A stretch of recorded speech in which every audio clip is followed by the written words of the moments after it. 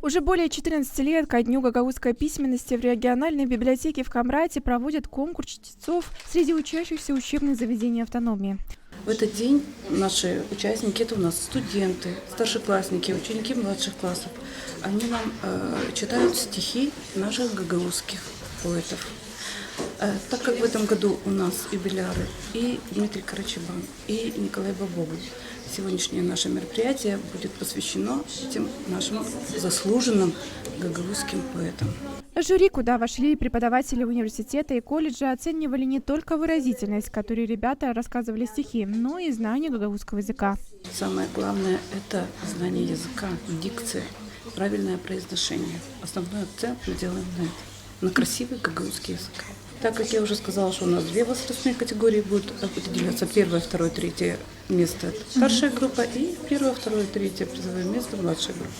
Рассказывать стихотворение в школе всегда волнительно, особенно перед другими ребятами. Для кого-то из участников конкурс чтецов стал первым, другие уже не раз рассказывали стихи на гагаузском языке. Я в первый раз участвовала в таком конкурсе. В школе проводили конкурс, в котором я выиграла по рассказыванию стихов.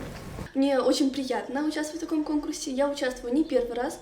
По-моему, уже где-то 2-3 года я тоже подряд участвовала. В прошлом году выиграла первое место. Мне очень нравится такой конкурс, потому что я вижу, как другие рассказывают, я узнаю что-то новое для себя и открываю для себя новые знания. В этом конкурсе я еще не участвовала, но участвовала в других конкурсах, именно связанных с гагаузским языком. Также принимала участие в Олимпиаде, поэтому стихи рассказывать я люблю. И тем более на гагаузском языке мне легко рассказать на этом языке и передаю свои чувства благодаря стихам. Я сюда пришел, потому что у нас в школе был конкурс по стихам, и я рассказала хорошо, и я подумал, что я могу и здесь то же самое. Ежегодно в день рождения Михаила Чекира, 27 апреля, в Гагаузии празднуется День гагаузской письменности и языка.